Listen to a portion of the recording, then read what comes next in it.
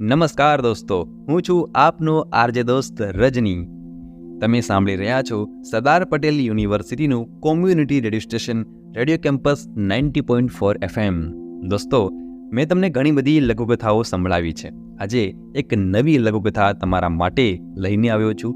આજની લઘુકથાનું શીર્ષક છે કાળો સાડલો. તેના સર્જક છે ડૉક્ટર ભગીરથ બ્રહ્મભટ્ટ. ચાલો હું તમને સંભળાવું છું લઘુકથા કાળો સાડલો.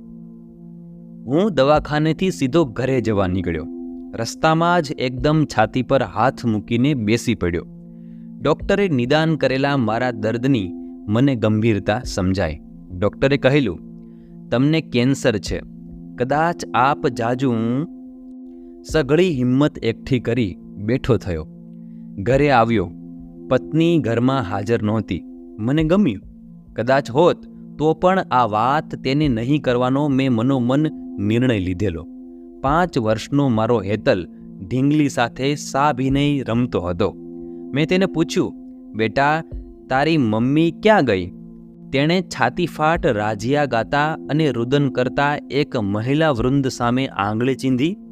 મને કહ્યું, પપ્પા ત્યાં.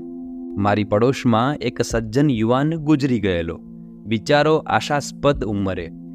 સૌની જેમ કાળા સાડલામાં સજ્જ થઈ મારી પત્ની રુદનનો વિવેક કરવા ત્યાં ગઈ હતી. મેં બોલાવડાવી. તે આવી. આખી ને આખી પરી જેવી તે કાળા સાડલામાં અત્યંત નમણી લાગતી હતી. તેનું પારદર્શક રૂપ, કમરની લચક, ઉપસેલી છાતી વગેરે પારદર્શક સાડલામાંથી નમણી શોભા લેતા હતા.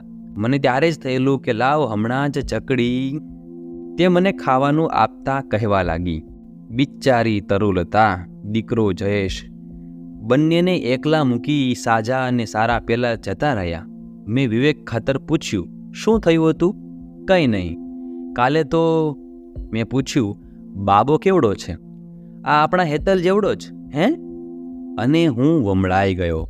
રોટલીના ટુકડામાં શાક ભેરવી મેં કોળિયો હાથમાં લીધો. ત્યાં જ મારો બાબો બોલ્યો, મમ્મી, તું આ સાલ્લામાં બહુ જ સરસ લાગે છે. તું રોજ પહેરતી હોય તો? અને મારા હાથમાંથી કોળિયો પડી ગયો. દોસ્તો, તમે સાંભળતા હતા ભગીરથ બ્રહ્મભટ્ટની લઘુકથા કાળો સાડલો. લઘુકથા એ કોઈ વળાંક સાથે પૂર્ણ થઈ જતી હોય છે અને એ વળાંકમાં આપણા વિચારોને ઉમેરી અને વળાંકની પૂર્ણતા આપણે આપવાની હોય છે. તેમાં જે વિચાર છે એના સુધી તમે જરૂરથી પહોંચ્યા હશો.